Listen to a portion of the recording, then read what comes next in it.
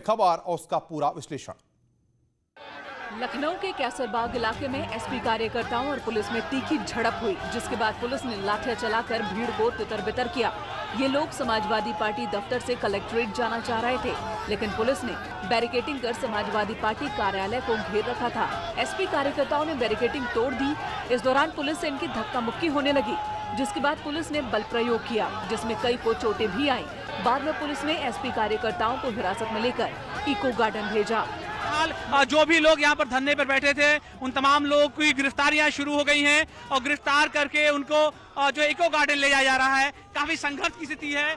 कुछ लोग जो लोग नहीं जाना चाह रहे हैं तो पुलिस उनको जो है लाद करके 4 की संख्या में लोग उनको लेकर के आ रहे हैं और जो है पुलिस जो है उनको अंदर कर रही है गाड़ी, है ना। इसके अलावा जिस तरह के हालात बने हुए हैं उसमें कुछ कार्यकर्ताओं को पुलिस के लोग जो है बल प्रयोग करके भी जो है जो पुलिस की गाड़ी है उसमें लेके जा रहे हैं। रक्षा मंत्री राजनाथ सिंह और कृषि मंत्री नरेंद्र सिंह तोमर से बातचीत के बाद किसानों ने दिल्ली नोएडा चिल्ला बॉर्डर खोल दिया था, लेकिन अब इस मामले में नया ट्विस्ट आ गया। बीकेयू अध्यक्ष भानु के बेटे ही इस फैसले के खिलाफ खड़े हो गए और वो किसानों की मांगों को लेकर अनशन पर बैठ गए। इस समय हम खड़े हैं चीला बॉर्डर पर और चीला बॉर्डर पर 2 दिन पहले ये जो धरना है इसको खत्म करवा दिया गया था, लेकिन अखंड रामायण का पाठ हो रहा था, जिसके चलते इस धरने को यहाँ पर स्थगित कर दिया गया था कि 24 घंटे के बाद यहाँ से खाली करवा दिया जाएगा। लेकिन यहाँ पर आप देख सकते हैं कि जो पूरा बॉर्डर है वो खोल दिया गया है, लेकिन जो यहाँ भारतीय किसान यूनियन के अध्यक्ष भानु जी हैं उनके बेटे उनके खिलाफ ही धरने पर बैठ गए हैं, भूख हड़ताल पर यहाँ पे बैठे हैं। इनका कहना है कि लोगों की परेशानियों को देखते हुए रास्ता खोला गया है। इनका साफ कहना है कि जब तक बिल वापस नहीं लिया जाएगा तब तक वो यहीं बैठे रहेंगे।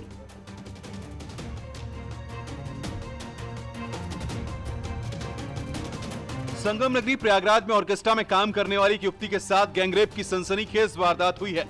आरोप के मुताबिक ऑर्केस्ट्रा में डांसर का काम दिलाने के बहाने 4 युवक उसे एक होटल में ले गए और गैंगरेप की वारदात को अंजाम दिया। संगम नगरी प्रयागराज के झूसी इलाके में ऑर्केस्ट्रा में बतौर डांसर काम करने वाली एक युवती के साथ 4 युवकों के दुष्कर्म करने का सनसनीखेज मामला सामने आया है। ये वही होटल है जहां पर युवती के साथ शनिवार देर रात दुष्कर्म की घटना को अंजाम दिया गया, जिसके बाद पीड़ित युवती ने डायल 100 नंबर पर सूचना दी और उसके बाद मौके पर पुलिस पहुंची और यहां से पीड़ित युवती को ले गई। और इस पूरे मामले में एक अभियुक्त को अब तक पुलिस ने गिरफ्तार कर लिया है, जबकि 3 अभियुक्त फरार हैं, जिनके लिए पुलिस दबिश दे रही है।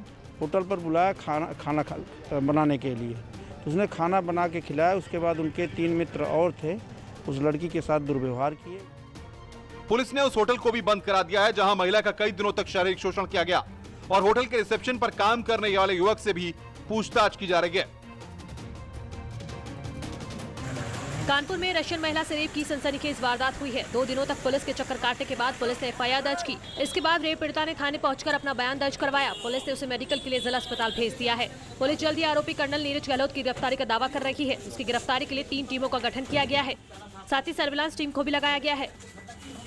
गिरफ्तारी के लिए पुलिस पूरी तरह से कटिबद्ध है। हमने टीम बना ली है, सर्विलांस टीम के माध्यम से उसकी लोकेशन ली जा रही है और बहुत जल्दी उसकी गिरफ्तारी सुनिश्चित कर ली जाएगी।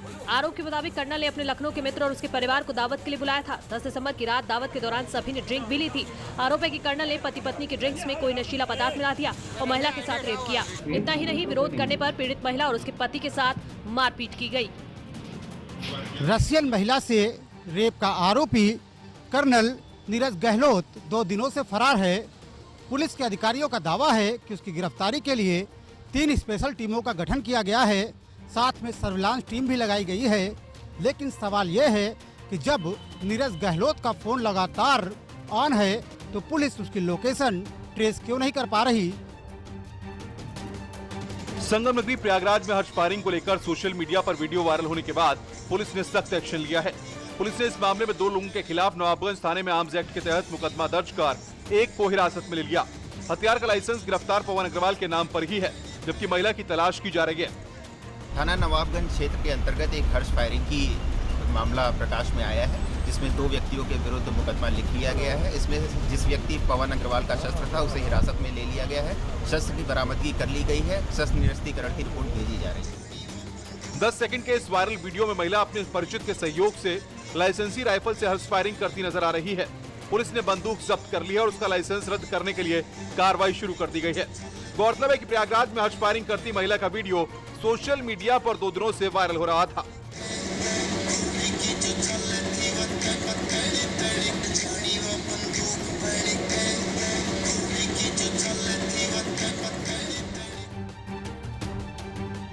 मथुरा के वृंदावन इलाके में पुलिस कर्मियों को झगड़े की सूचना पर पहुंचना भारी पड़ गया।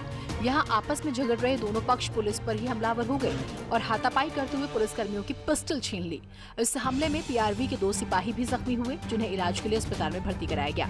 पुलिस पर हमले की सूचना मिलते ही आला अफसर भारी पुलिस बल के साथ मौके पर पहुंचे। पुलिस ने इस मामले में 3 आरोपियों को गिरफ्तार भी किया है। सूचना पर पुलिस तत्काल मौके पर पहुंची और पुलिस ने तत्परतापूर्वक कार्रवाई करते हुए पिस्टल की बरामदगी कर ली है और 3 लोगों को इसमें अब तक गिरफ्तार कर लिया गया है। दरअसल पीआरवी को सूचना मिली थी कि वृंदावन इलाके के सकराया गांव में 2 पक्षों में झगड़ा हो रहा है। इसी सूचना पर पुलिस मौके पर पहुंची, लेकिन पुलिस के पहुंचते ही ग्रामीण हमलावर हो गए और मारपीट कर 2 सिपाहियों को जख्मी कर दिया। इतना ही नहीं, इनकी पिस्टल भी छीन ली। हालांकि पुलिस ने अब उसे बरामद कर लिया है। पीलीभीत में पोस्टमार्टम रिपोर्ट से नाखुश परिजनों और ग्रामीणों ने रोड जाम कर दिया। शादी के अगले ही दिन वो रहस्यमय तरीके से गायब हो गया और 48 घंटे बाद उसका शव पेड़ से लटका मिला। दूल्हा गांव का प्रधान भी था। पोस्टमार्टम में लटकने से मौत की रिपोर्ट से परिजन संतुष्ट नहीं हुए और गुस्साए परिजनों ने ग्रामीणों के साथ मिलकर शव को रोड में रखकर जाम लगा दिया। जाम को देखते हुए पुलिस ने गाड़ियों को लिंक मार्ग से गुजारना शुरू कर दिया तो भीड़ वहां से हटकर बमरौली चौराहे पर आ गई और ट्रैक्टर ट्रॉलियां सड़क पर खड़ी कर दी। इस दौरान बिसलपुर के बीजेपी विधायक रामशरण वर्मा और एसपी के पूर्व मंत्री हेमराज वर्मा भी मौके पर पहुंचे, मगर कोई समाधान नहीं निकला। पुलिस ने भी परिजनों को समझाने की बहुत कोशिश की, लेकिन बात न मानने पर पुलिस ने लाठियां बरसाते हुए भीड़ को खदेड़ दिया। पुलिस के मुताबिक जाम लगाने वालों में असामाजिक तत्व शामिल थे और परिवार वाले पुलिस की कार्रवाई से संतुष्ट हैं। ग्राम सिसैया के ग्राम प्रधान लोकेंद्र सिंह की 9 दिसंबर को शादी हुई थी। 10 दिसंबर की रात वो किसी से फोन पर बात करते हुए घर से बाहर निकले और फिर लापता हो गए। शनिवार शाम उनका शव 4 किलोमीटर दूर यूकेलिप्टस के पेड़ पर रस्सी के फंदे से लटका मिला। इस पर परिजनों ने हत्या की आशंका जताई। सीएम योगी ने लखनऊ में डॉक्टर शकुंतला मिश्रा राष्ट्रीय पुनर्वास विश्वविद्यालय के 7वें दीक्षांत समारोह में पूर्व प्रधानमंत्री अटल बिहारी वाजपेयी की कांस्य प्रतिमा का अनावरण किया। इस मौके पर सीएम योगी ने कहा कि सफलता के पथ पर आगे बढ़ने के लिए कोई भी चुनौती बाधा नहीं बन सकती। ये यूनिवर्सिटी इसका उदाहरण है। सफलता के पथ पर आगे बढ़ने के लिए कोई भी चुनौती आपके मार्ग में बाधा नहीं बन सकती है। कोरोना कालखंड में विश्वविद्यालय परिवार को इसकी बधाई देता हूँ। उन्होंने कहा कि राज्य सरकार ने कोरोना महामारी के दौरान करीब 10,68,000 दिव्यांगजनों को एक मुश्त पेंशन देने के अलावा उन्हें 1,000 रुपए की राशि भी दी। एक साथ 10,68,000 के आसपास दिव्यांगजनों को शासन ने एक मुफ्त पेंशन देने के अलावा कोरोना कालखंड के दौरान उन्हें 1,000 रुपए की धनराशि भी उनके अकाउंट में डीबीटी के माध्यम से देने का कार्य किया। इससे पहले आनंदीबेन पटेल ने छात्र छात्राओं को पदक दिए और उनका उत्साह भी बढ़ाया। राष्ट्रीय ऊर्जा संरक्षण दिवस के मौके पर राजधानी लखनऊ में यूपी नेडा मुख्यालय पर एक विशेष कार्यक्रम का आयोजन किया गया। इसमें ऊर्जा मंत्री श्रीकांत शर्मा ने यूपी नेडा मुख्यालय को ऊर्जा के क्षेत्र में आत्मनिर्भर बनाने के लिए 40 किलोवाट के रूफटॉप सौर ऊर्जा संयंत्र के साथ UP saves energy app launch किया। इस मौके पर श्रीकांत शर्मा ने कहा कि सरकार सौर ऊर्जा को बढ़ावा दे रही है और आने वाले दिनों में ज्यादातर सरकारी दफ्तरों में सोलर एनर्जी के जरिए ही बिजली सप्लाई की जाएगी। तो आज 40 किलोवाट का इन्होंने यहाँ सोलर पैनल लगा है। मैं बधाई देता हूँ सब नेडा के अधिकारियों को और आने वाले समय में हमारी डिस्कॉम भी जितनी हम बिजली उपयोग कर रहे हैं उतना हम लोग सोलर पैनल वहाँ लगाएं। आने वाले समय में सभी जो डिस्ट्रिक्ट हमारे हेडक्वार्टर्स हैं जहाँ हमारे जिलाधिकारी और कप्तान बैठते हैं उन सबको भी हम लोग सोलराइज कर रहे हैं। उन्होंने अयोध्या, काशी, मथुरा को भी जल्द सोलर सिटी के रूप में विकसित करने का दावा किया। अभी जैसे हमारे अयोध्या है, काशी है, बनारस है, मथुरा है, उस पर हमारे अधिकारी काम कर रहे हैं और अभी केंद्र सरकार की योजना भी है कि अब हम सोलर सिटी जिस तरह से वो थोड़ा प्रमोट कर रहे हैं। यमुना अथॉरिटी के सीईओ अरुणवीर सिंह ने फिल्म सिटी और जेवर को लेकर मीडिया से बात की। यमुना प्राधिकरण के अंतर्गत बन रहे फिल्म सिटी के लिए शुक्रवार को टेक्निकल बिड में चयनित 4 कंपनियों ने अपना प्रेजेंटेशन दिया था। इन 4 कंपनियों में से एक कंपनी का सिलेक्शन डीपीआर के लिए होगा। फिल्म सिटी के लिए पहले 9 कंपनियों ने बिड खरीदी थी जिसमें से 4 कंपनियों ने अंतिम रूप से आवेदन किया था। एक एडिस करके कंपनी थी, एक एजिस कंपनी थी, एक CBRE थी और एक कुकरेजा, CB कुकरेजा। तो इसमें से एजिस और CBRE ये दोनों मल्टीनेशनल हैं। CBRE साउथ एशिया और एजिस, ये दोनों कंपनियां जो है टेक्निकली क्वालिफाई हुई हैं, जिनके पास पहले से फिल्म सिटी पे काम करने का अनुभव है।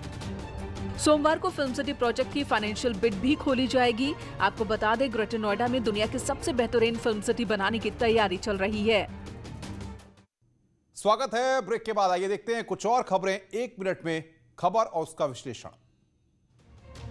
हर साल संगम की रेती पर लगने वाले माघ मेले की तैयारियां तेज हो चुकी हैं। माघ मेला 14 जनवरी यानी मकर संक्रांति के दिन से 11 मार्च को महाशिवरात्रि तक चलेगा। यहां आने वाले श्रद्धालुओं, कल्पवासियों और साधु संतों को बगैर कोरोना नेगेटिव रिपोर्ट के मेले में प्रवेश नहीं मिलेगा। लोगों को RT-PCR की नेगेटिव रिपोर्ट लानी जरूरी होगी और वो भी ज्यादा से ज्यादा 3 दिन पुरानी। इसके साथ ही मेले में आने वाले कल्पवासियों का डाटाबेस भी तैयार किया जाएगा और 15-15 दिनों में 2 बार रैपिड एंटीजन किट से भी जाँच कराई जाएगी।